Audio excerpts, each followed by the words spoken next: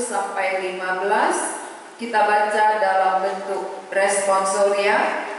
Saya baca ayat ganjil, kita semua baca ayat genap.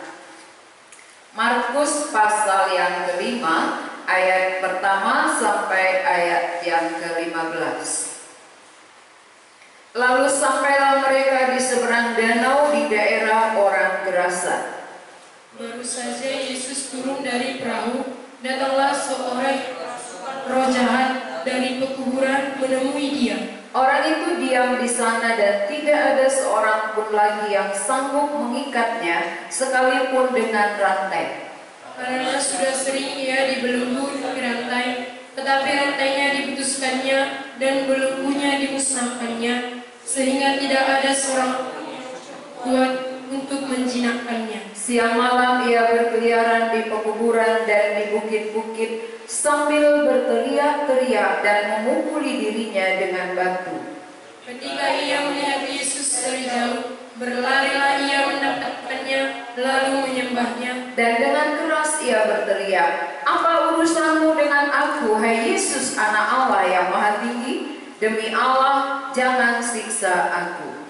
Karena sebelumnya Yesus mengatakan kepadanya, "Hai engkau roh jahat, keluar dari orang ini." Kemudian ia bertanya kepada orang itu, "Siapa namamu?" Jawabnya, "Namaku Legion, karena kami banyak." Ia memohon dengan sangat supaya Yesus jangan mengusir roh-roh itu keluar dari daerah itu. Adalah di sana di lereng bukit sejumlah besar babi sedang mencari makan. Lalu roh-roh itu meminta kepadanya, katanya, "Suruhlah kami pindah ke dalam babi-babi itu, biarkanlah kami memasukinya." Yesus mengabulkan permintaan mereka. Lalu keluarlah roh-roh jahat itu dan memasuki babi-babi itu. Kawanan babi yang kira-kira 2.000 jumlahnya itu terjun dari tepi jurang ke dalam danau dan mati lemas di dalamnya. Maka larilah penjaga-penjaga babi itu dan menceritakan hal itu di kota dan di kampung-kampung sekitarnya. Lalu keluarlah orang untuk melihat apa yang terjadi. Mereka datang kepada Yesus dan melihat orang yang kerasukan itu duduk, sudah berpakaian dan sudah waras. Orang yang tadinya kerasukan legion itu, maka takutlah mereka. Sampai 15 saja. Tema khotbah kita hari ini, nyawa atau harta. Saudara, nyawa atau harta. Ketika ada perampok datang ke rumah dan mengancam, lalu dia katakan nyawa atau harta. Apa jawaban saudara? Pasti saudara katakan, ya ambil aja semua, yang penting saya bisa bebas, saya bisa selamat. Itu satu golongan manusia.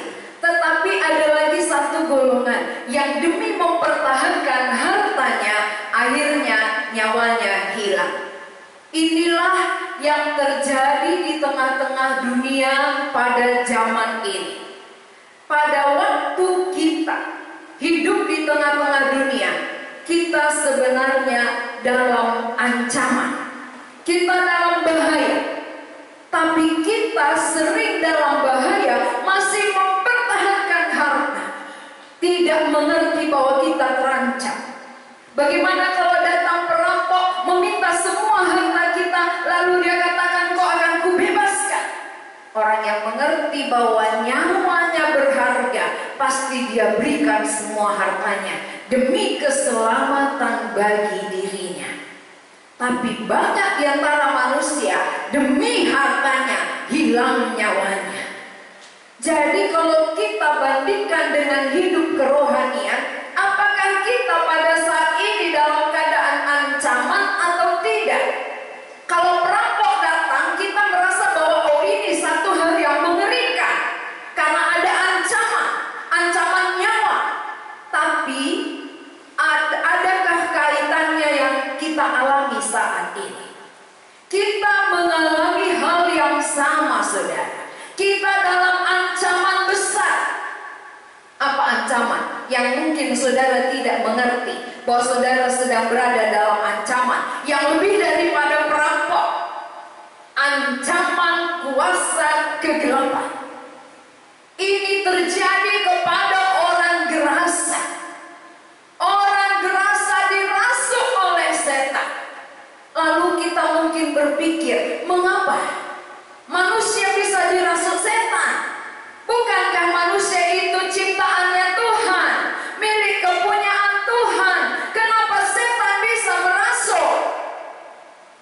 menjadi pertanyaan. Lalu saudara harus menemukan jawabannya saat ini.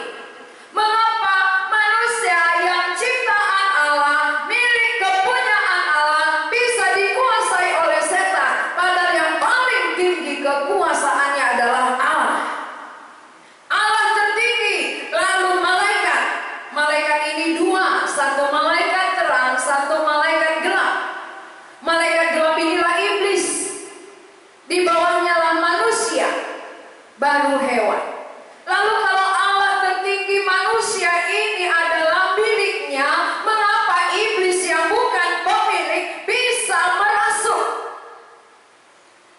Oleh karena manusia milik Allah tadi sudah melanggar. Manusia kekasih jiwa Tuhan sudah melanggar perintah Tuhan, membuat manusia terpisah dengan pemilik. Kalau ayam saudara lepas dari kandang saudara, tentu orang lain berani tangkap dan potong. Kalau kita jauh dari pemilik kita, Allah pemilik hidup kita, maka iblis berani menguasai manusia. Jadi pernahkah saudara punya pengalaman melihat orang Kristen dirasuk? Mari kita buka mata. Adakah saudara pernah saksikan orang yang rajin beribadah dirasuk oleh setan? Bukan di kuburan aja, tetapi dimanapun manusia berada bisa dirasuk selama dia jauh dari pemiliknya. Selama pemilik hidupnya belum ada di dalam dirinya. Jadi yang ditakutkan oleh setan adalah Tuhan sendiri, bukan salibnya. Kalaupun di rumah kita papang salib besar-besar, setan tidak takut. Kalaupun di leher kita gantung salib, Tuhan, iblis tidak takut. Tapi kalaupun tidak ada kita pakai rantai salib, namun Kristus ada berdiam di dalam, maka setan mengenal. Setan tahu siapa yang ada pemilik di dalam dirinya, siapa yang tidak. Sehingga iblis berani merasuk. Bukan orang yang belum beribadah yang dirasuk, saudara. Tapi ada yang sudah rajin beribadah tapi masih dirasuk. Nah, contohnya ini orang gerasa ini dirasuk setan. Kenapa dia bisa dirasuk? Karena terpisah dengan Allah, sehingga orang yang dirasuk, yang dikuasai, dibawa kemana dia mau. Ini dibawanya ke kuburan. Kalau normal dia nggak mungkin dia mau tinggal di kuburan. Dan waktu di kuburan apa pekerjaannya? Dia berteriak-teriak, dia menjerit-jerit sambil memukul-mukul diri dengan batu. Ini penggenapan Yohanes 10 ayat 10. Bahwa pencuri datang hanya untuk mencuri, membunuh, membinasakan.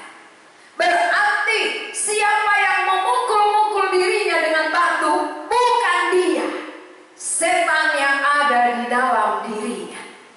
Siapa yang sering jambak-jambak rambutnya sendiri, bukan dia, setan yang memakai tangannya.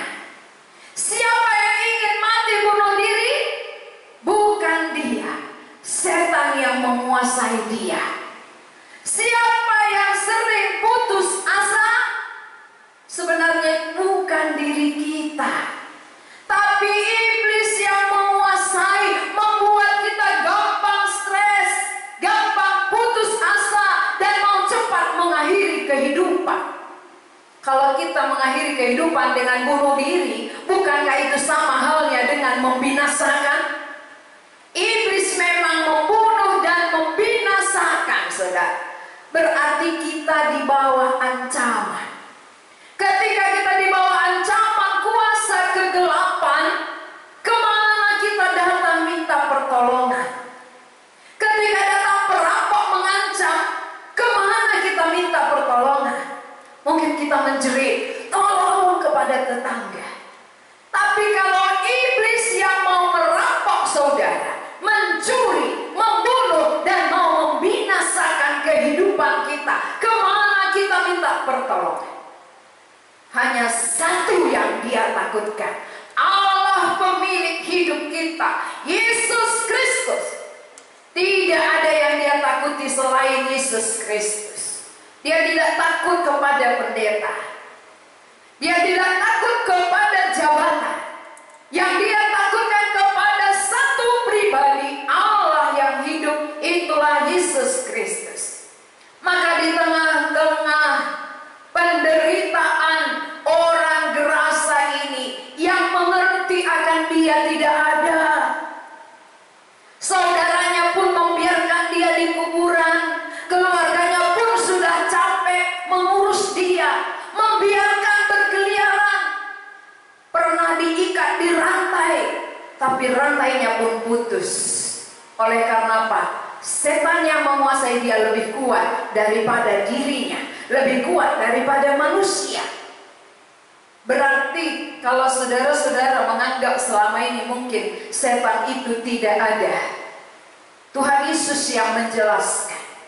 Hari ini melalui Markus nyata bahwa iblis berkuasa menguasai manusia karena terpisah dengan Allah pemiliknya. Jadi kenapa orang bisa dirasuk? Karena belum ada pemilik di dalam. Kalau sudah ada pemilik, pasti setan tidak berani. Nah kemudian saudara, ketika orang yang dirasuk melihat kedatangan Yesus, dia langsung berlari, dia langsung menjumpai, menyembah dan berkata, "Hai anak Allah yang maha tinggi." Berarti setan kenal siapa Yesus. Iblis mengenal bahwa Yesus itu adalah anak Allah yang maha tinggi. Dan dia juga tahu bahwa dia pasti disiksa. Adakah engkau menyiksa kami? Jangan siksa kami demi nama Allah. Saudara, berarti iblis tahu dia pasti disiksa. Dia tinggal menunggu waktu saja. Jadi kalau iblis tahu disiksa, saudara nggak tahu ada siksaan, saudara akan ditipu olehnya. Iblis tahu bahwa dia pasti disiksa oleh anak Allah yang maha tinggi. Maka sebelum waktunya tiba untuk masuk ke dalam siksaan itu, dia mencari teman sebanyak-banyaknya. Dia mempengaruhi manusia bagaimana ikut dengan dia masuk ke dalam siksaan itu.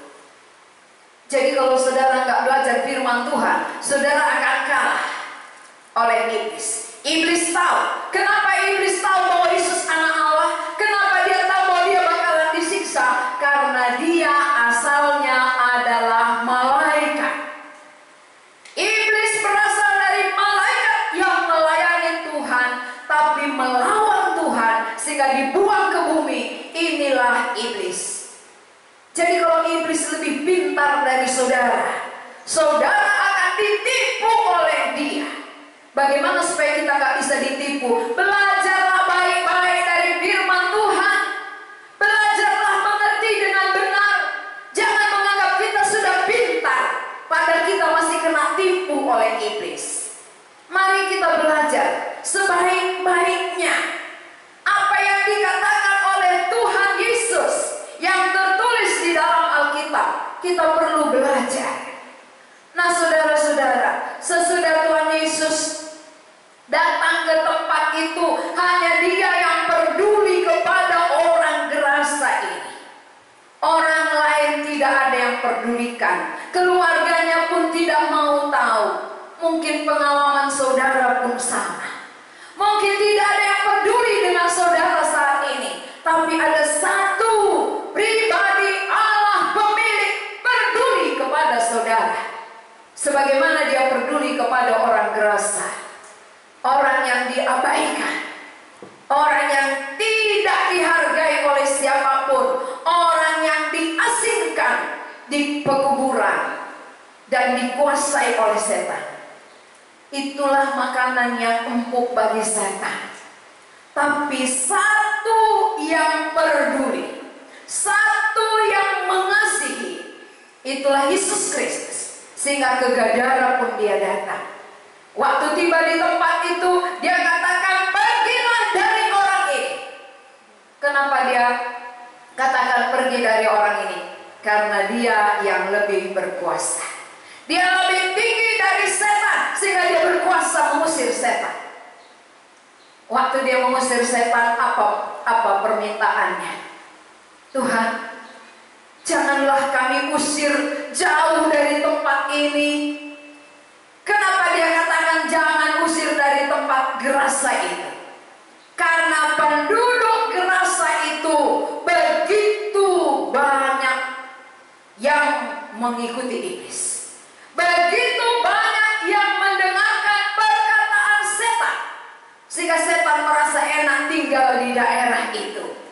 Maka dia bermohon, jangan kami usir keluar dari tempat ini. Tapi ada di dekat itu babi. Saudara, ada peternak babi di dekat orang Gerasa ini. Lalu babinya jumlahnya begitu banyak, namanya peternakan. Kira-kira 2000 ekor banyaknya. Waktu iblis katakan jangan kami usir dari tempat ini, dia bermohon, izinkanlah kami pindah ke babi-babi itu. Izinkanlah kami pindah merasuki babi-babi itu. Nah, Tuhan Yesus apakah izinkan? Dia izinkan. Ayat 13 kita baca bersama-sama. Yesus mengabulkan permintaan mereka, lalu keluarlah roh-roh jahat itu dan memasuki babi-babi itu. Kawanan babi yang kira-kira 2000 jumlahnya itu terjun dari tepi jurang ke dalam danau dan mati lemas di dalamnya. Saudara-saudara, kita berpikir, kenapa Tuhan izinkan ke babi? Bukankah babi nilainya mahal? 1 ekor babi aja berapa? Kalau dia peternak babi atau dia pelihara babi, tahu harganya. Kali 2000 ekor, berapa nilai uangnya? Berarti begitu banyak sekali orang rugi. Tapi Tuhan izinkan. Permohonan iblis Tuhan izinkan pindah ke babi, dan babinya mati lemas. Berarti pemilik babi itu mendapat kerugian yang sangat besar, saudara. Mungkin saudara bertanya saat ini, kenapa Tuhan izinkan? Hanya 1 orang kok dibagi 2000 ekor babi. Kalau 1 orang manusia gak laku dijual, ya paling-paling maharnya berapa lah. Tapi ini 2000 ekor babi cepat lakunya, dibuat saksang dan BPK. Mengapa itu Tuhan izinkan dibuang? Mati, kerugian besar terjadi. Ini sengaja. Tuhan melakukan segala sesuatu itu bukan tidak tahu. Dia sengaja. Kenapa dia sengaja mengizinkan iblis pergi merasuki babi? Menjadi pengumuman ke seluruh penduduk Gerasa bahwa setan dimanapun dia pekerjaannya merusak. Setan kemanapun dia merugikan. Jadi kalau kamu tetap tunduk kepada setan, engkau akan dirugikan terus-menerus. Itu salah satu. Yang kedua, kenapa Tuhan Yesus izinkan setan pergi merasuk babi? Karena di mata Tuhan, dalam pandangan Tuhan, saudara itu lebih berharga daripada 2000 ekor babi. Babi gambaran harta. Jadi saudara-saudara, jauh lebih mahal dari harta saudara. Entah berapa miliar pun harta saudara saat ini, saudara itu 1 orang pun berharga di mata Tuhan. Jauh lebih mahal, jauh lebih berharga dari seluruh harta kepunyaan saudara saat ini. Kenapa? Mengapa 1 jiwa lebih mahal dari semua harta yang triliun? Ya, karena di dalam diri 1 orang ada jiwa. Di dalam babi tidak ada jiwa. Di dalam harta tidak ada jiwa. Tapi di dalam manusia ada jiwa. Itu membuat kita lebih berharga daripada harta Saudara-saudara yang dikasihi Tuhan, kalau demikian, kalau saudara lebih berharga di mata Tuhan, dalam pandangan Tuhan, dalam pandangan mata saudara saat ini, apa yang paling berharga? Jangan kita tidak sama pandangan dengan Tuhan. Tuhan memandang saudara itu berharga. Kalau kita menganggap harta kita lebih mahal daripada diri kita, daripada jiwa kita, berarti pandangan kita dengan Tuhan berbeda. Maka sering kita mengeluh kalau kita mendapat kerugian besar secara harta dan ekonomi. Tetapi jiwa binasa gak pernah kita menganggap itu satu kerugian. Padahal satu jiwa manusia mati dalam dosanya, dibinasakan, ini kerugian besar. Maka satu pun digerasa dijumpai oleh Tuhan, dibebaskan oleh Tuhan, dilepaskan dari kuasa iblis itu. Karena manusia memang miliknya Tuhan, tapi dikuasai oleh setan. Manusia tidak sanggup melepaskan dirinya sendiri tanpa pertolongan Tuhan. Itulah sebabnya Tuhan datang dari surga. Dia datang melepaskan saudara. Dia datang membebaskan kita dari belenggu iblis, dari kuasa setan, dari bahaya besar. Kita dalam bahaya besar. Kalau saudara nggak menyadari saudara dalam bahaya besar, dari Markus pasal 5 ini menjelaskan kepada kita bahwa kita semua manusia keturunan Adam dan Hawa sudah berpisah dengan Allah pemilik hidup kita. Selama kita berpisah, kita dalam bahaya karena musuh berani menguasai kita. Itulah sebabnya Allah pemilik satu-satunya yang bisa datang menolong, yang bisa datang membebaskan. Tanpa Dia tak ada satupun yang sanggup melepaskan dirinya.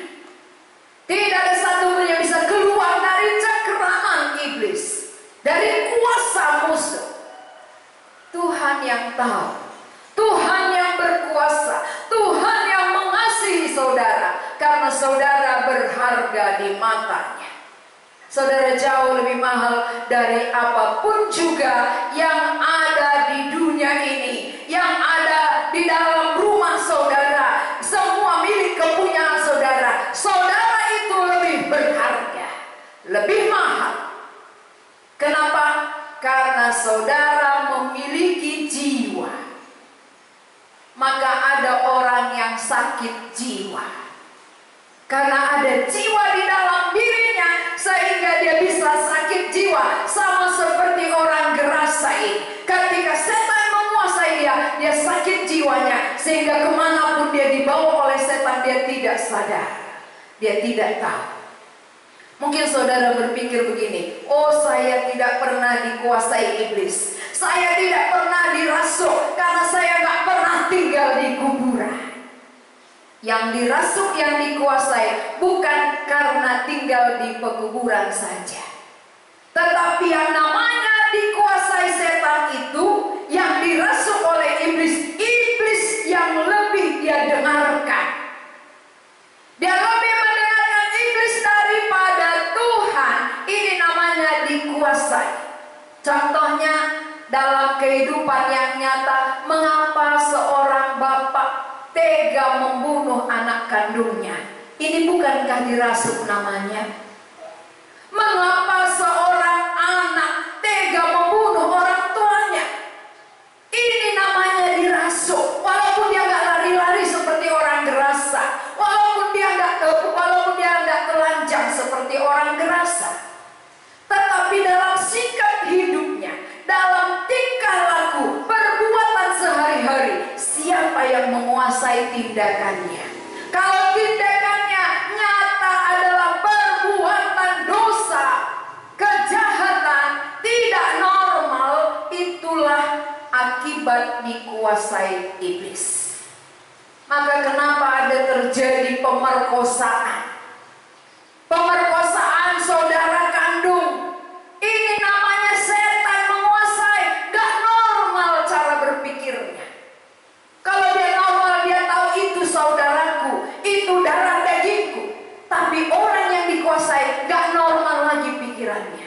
sudah rusak. Saudara-saudara yang dikasihi oleh Tuhan, orang yang mencintai harta lebih daripada Tuhan, lebih daripada nyawanya, berarti perlu dipertanyakan. Ini menjadi tanda tanya besar bagi kita. Apakah kita sudah bebas atau masih di dalam kekuasaan setan?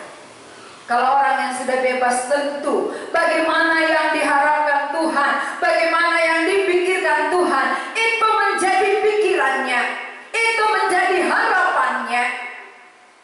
Saudara-saudara yang dikasihi, seringkali kalau untuk memperjuangkan harta, kita mati-matian, kita berjuang sekali. Tapi mengapa untuk keselamatan jiwa kita tidak seperti itu? Kalau untuk harta, halal tidak halal, yang penting harta. Maka banyak orang mengapa korupsi? Itu berarti kan gak halal. Yang penting dapat harta, kekayaan bertambah. Itukah tujuan Yesus datang? Yesus datang mengapa menjumpai orang gerasa? Orang gerasa punya apa? Apa yang bisa dipersembahkan orang gerasa kepada Tuhan? Tidak ada, saudara. Berarti mari buka mata kita. Apa tujuan Yesus datang ke dunia ini? Dia datang mengasihi saudara yang tidak tahu saudara itu dalam bahaya karena dikuasai oleh iblis, karena dicengkram oleh setan. Sebagai milik kepunyaannya, dia tidak rela saudara terus dikuasai, dicuri, dibunuh, dibinasakan oleh iblis. Maka dia yang datang.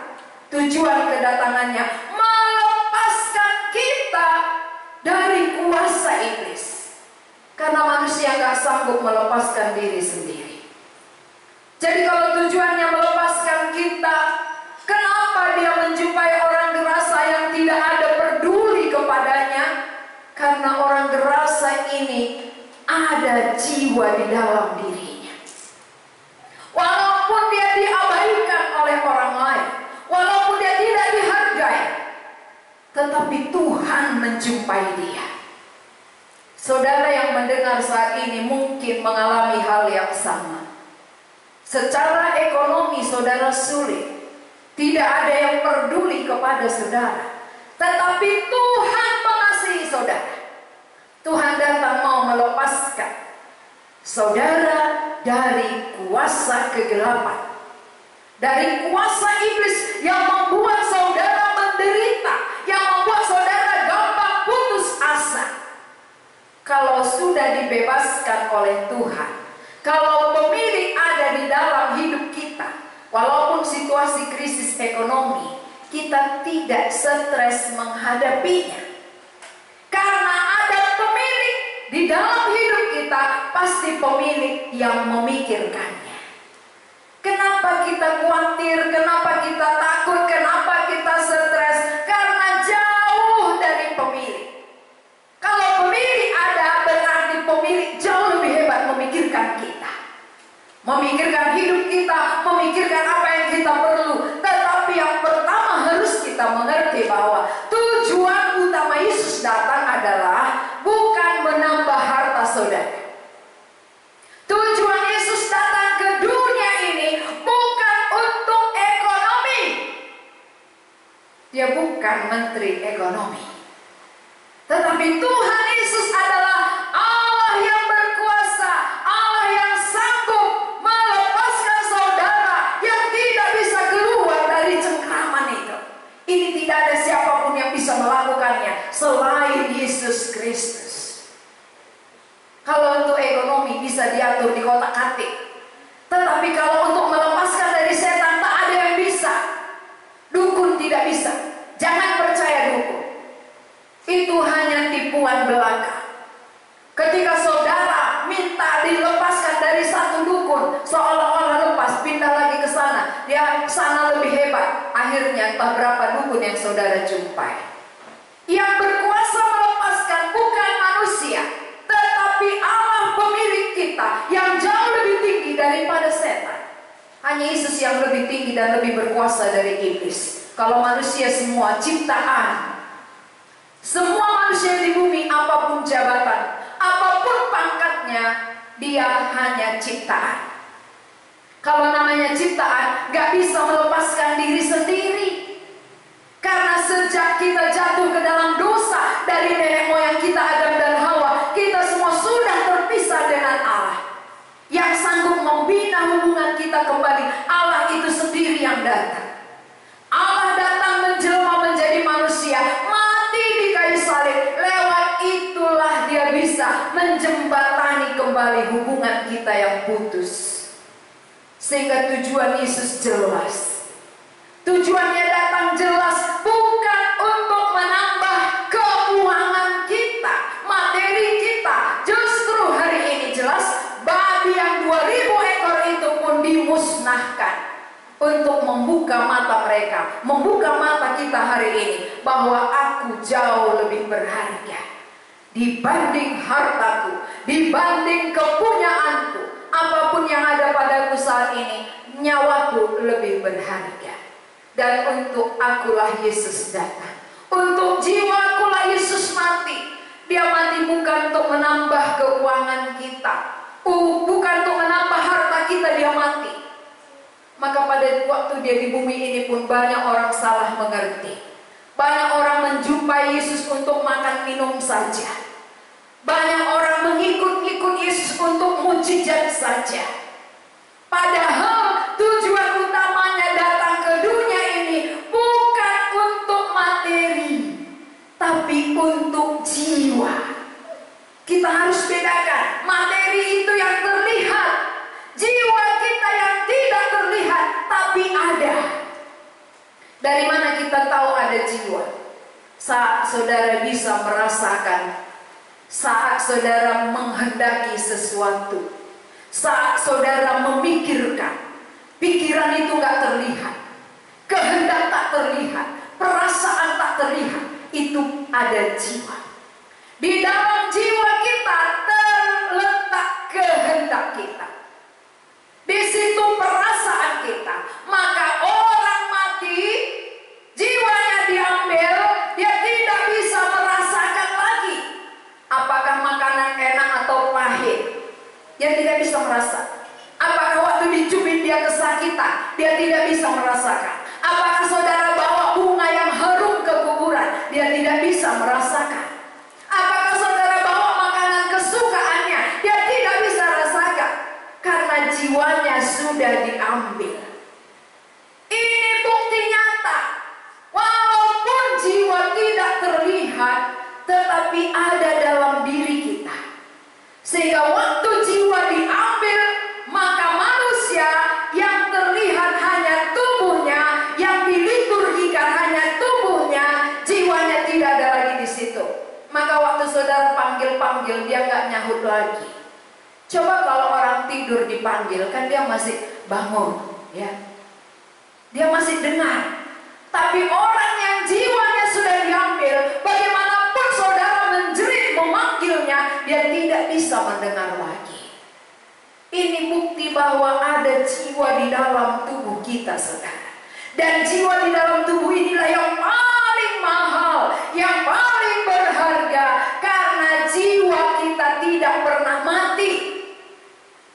Hanya tubuh yang mati kembali ke debu, tapi jiwa kembali kepada pemiliknya, kepada Allah yang memberikannya. Jadi waktu jiwa diambil oleh Tuhan, waktu jiwa kita dibawa, kemana ditempatkan? Kita harus tahu. Mulai sekarang kita pikirkan, saat jiwamu nanti diambil, kemanakah tempatnya? Ada dua yang Allah siapkan tempat jiwa kita. Satu surga bersama dengan dia, satu neraka bersama dengan iblis. Karena iblis tadi pasti disiksa, pasti dihukum. Maka orang yang mengikut iblis akan disiksa bersama dengan iblis. Dengan sayang sekali. Sebenarnya Tuhan gak mau kita disiksa. Dia mau supaya semua ciptaannya bersama dengan dia di surga. Tapi karena kita tidak mau dibebaskan, kita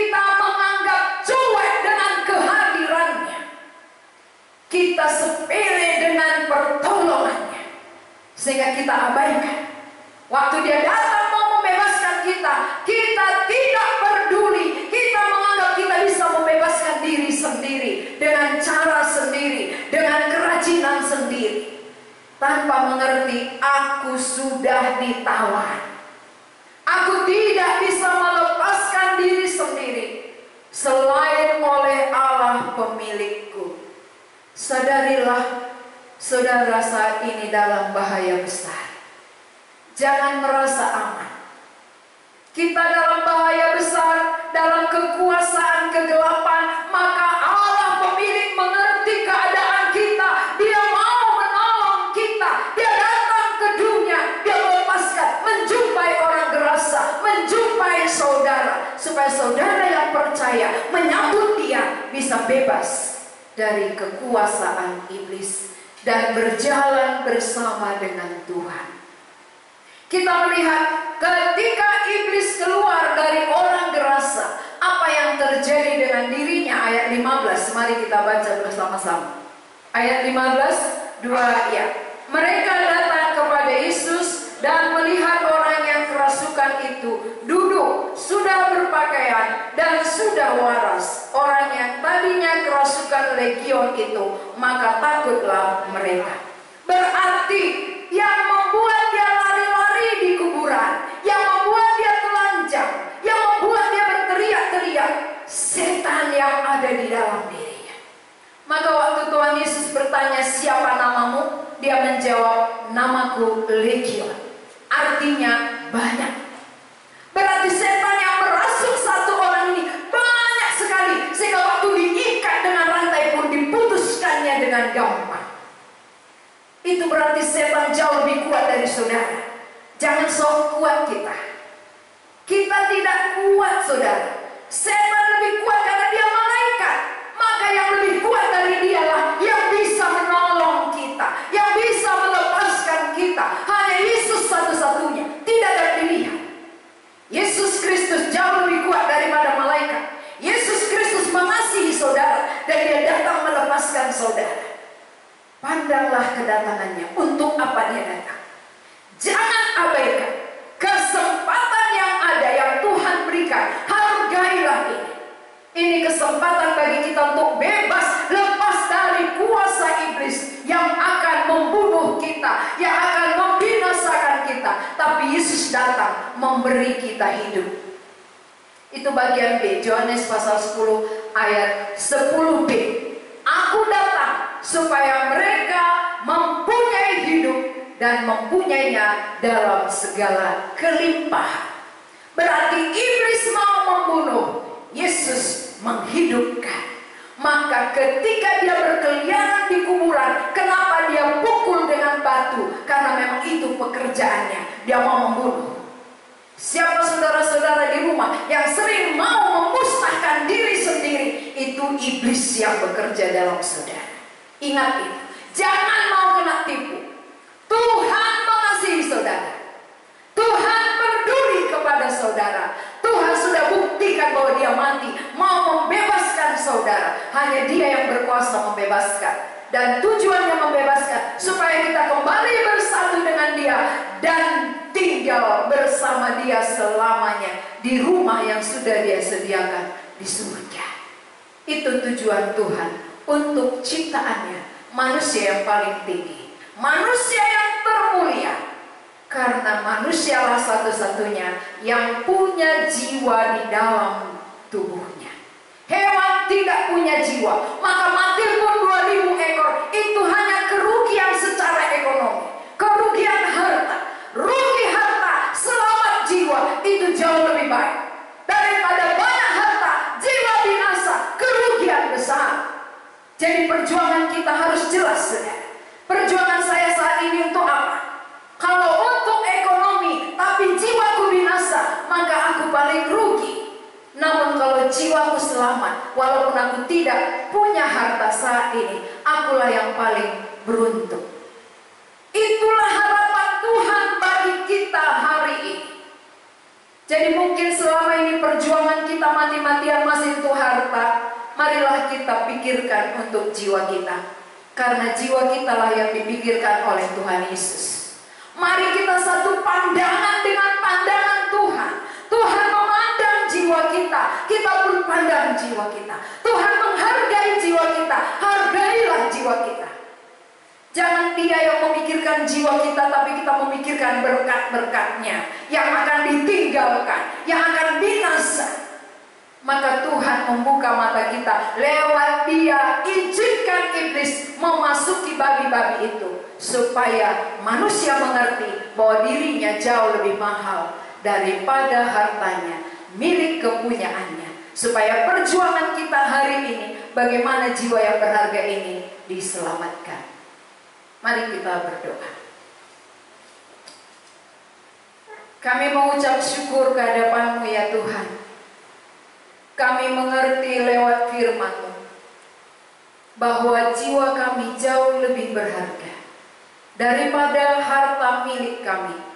Karena harta pasti ditinggalkan, tetapi jiwa kami tidak akan mati selama-lamanya.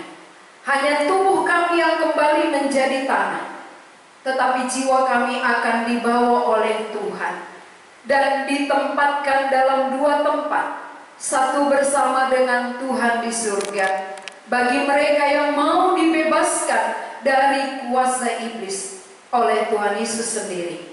Dan bagi orang yang taat kepada iblis, mengikuti apa yang dikatakan iblis, maka dia akan dibinasakan bersama iblis di dalam api neraka. Tuhan, sadarkanlah kami, apakah yang kami perjuangkan selama ini. Kalau masih harta perjuangan kami, mulai sekarang ada keinsafan dari diri kami, bahwa kamilah yang jauh lebih mahal, lebih berharga dari semua yang kami miliki. Agar kami serius memikirkan jiwa kami, alamat jiwa kami dengan jelas dan pasti. Terima kasih Tuhan. Berkatilah setiap telinga yang sudah mendengarkannya. Berkatilah hati kami, supaya hati kami terbuka menyambut firman-Mu dan menjadi iman bagi kami. Dalam nama Tuhan Yesus kami berdoa. Amin.